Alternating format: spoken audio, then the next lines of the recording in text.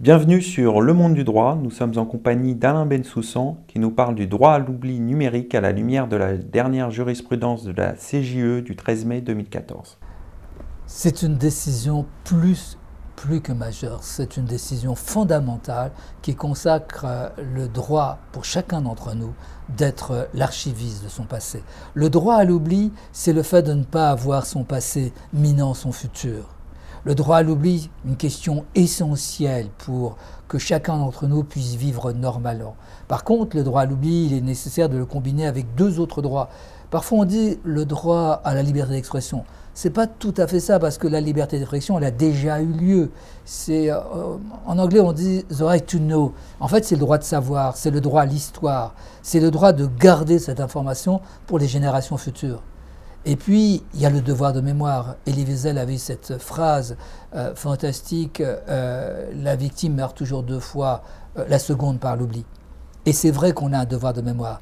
Donc le droit à l'oubli doit être une combinaison entre le devoir de mémoire, le droit à l'histoire et le fait que chacun d'entre nous puisse vivre sans avoir son casier judiciaire privé en face de lui dans Google. Musset disait, à défaut de pardon, laisse venir l'oubli.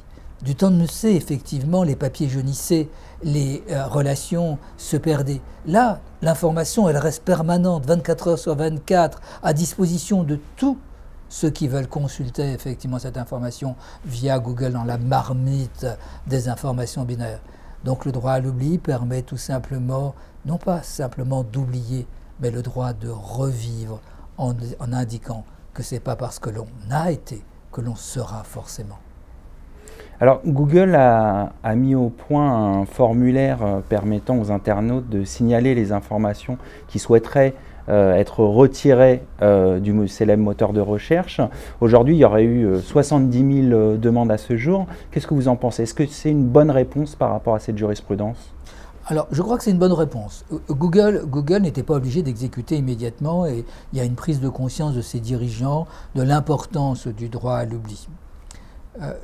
Ils ont, je crois, abordé le problème selon une façon, en tout cas que je partage, la création d'un comité international.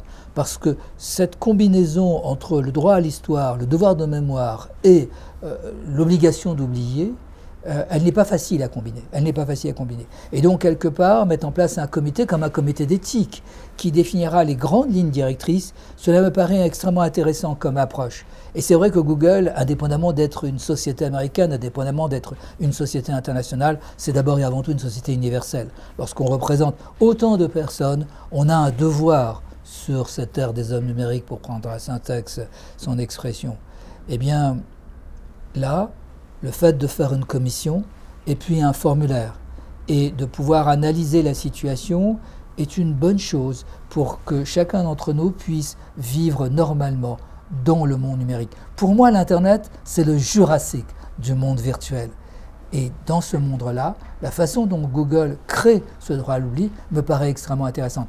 Ils devront créer de la transparence. Et puis, il faudra aussi vérifier que les autres moteurs appliquent de la même manière cette décision spontanément.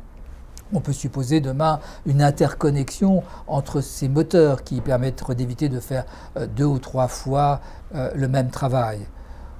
N'oublions pas quand même que le droit à l'oubli chez Google, c'est pas tout à fait ça. C'est le droit de déréférencement. Le vrai droit à l'oubli, il est chez les éditeurs. Il est de la suppression de l'information à celui qui est à l'origine de cette information. Et il faudra aussi peut-être pouvoir mettre en place une coopération entre les moteurs, et notamment Google, compte tenu de sa position dominante en Europe, et puis les éditeurs, permettant à chacun d'entre nous de retrouver une sérénité pour son avenir. Merci d'avoir répondu à mes questions. Merci beaucoup.